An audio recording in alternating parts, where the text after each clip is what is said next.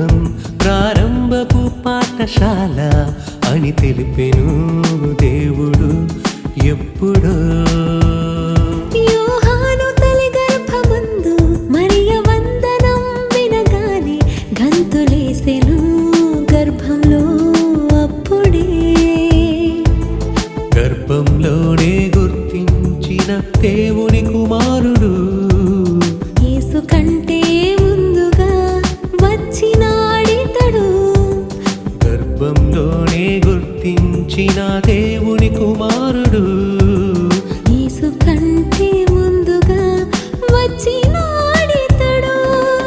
లోకంతో పని ఎందుకు తనకు, దేవుని పనులే ముఖ్యం తనకు. క్రీస్తు సువార్తను స్థిరపరచుటకు పరలోకం కొరకు. లోకంతో పని ఎందుకు తనకు, దేవుని పనులే ముఖ్యం తనకు. క్రీస్తు సువార్తను స్థిరపరచుటకు పరలోకం కొరకు.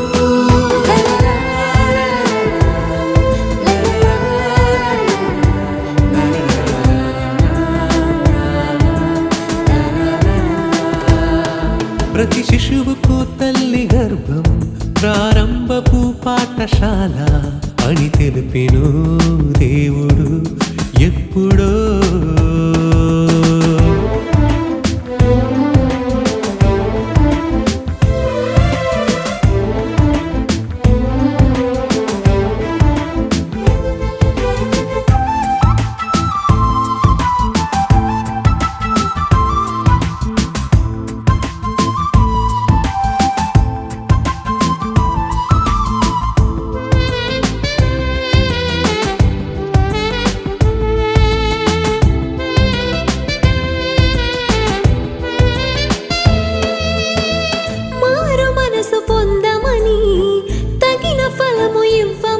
బాప్తిస్మమే ఇచ్చిన యోహాను ఇతడే.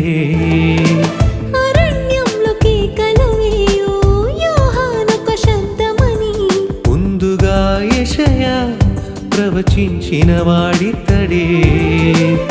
తన వెనుక వచ్చిన వాడే సర్వశక్తిమంతుడని తన చెప్పుల వారును విప్పే అర్హతే తనకు లేదని తననే తానే తగ్గించుకొని అడవిలో బ్రతుకును సహించుకొని దేవుని ఎదుటే మెప్పించుకొని ఇలా యేసుని చూపాడని.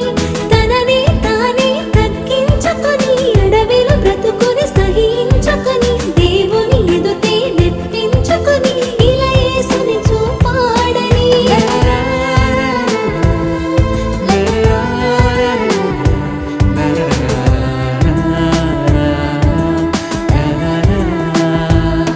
ప్రతి శిశువుకు తల్లి గర్భం ప్రారంభపు పాఠశాల అని తెలిపెను దేవుడు ఎప్పుడో.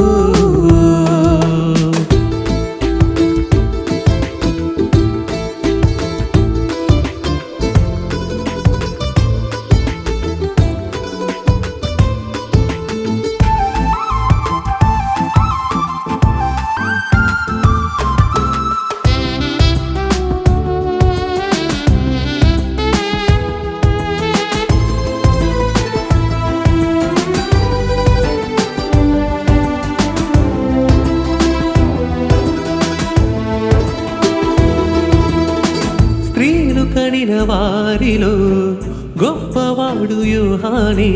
ముందుగానే మార్గం సిద్ధపరచినాడు ప్రభుకే. లేఖనాలలోనివే చేయుటకు వచ్చిన వాడే. రాబోవు ఏలియా అనిపించుకొనెను ఇతడే.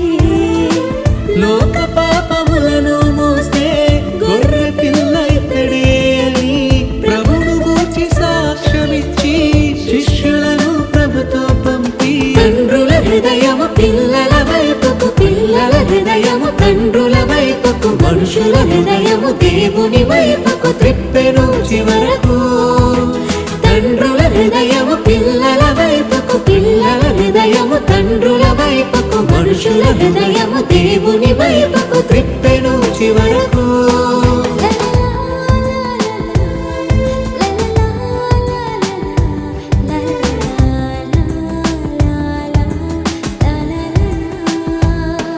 ప్రతి శిశువుకు తల్లి గర్భం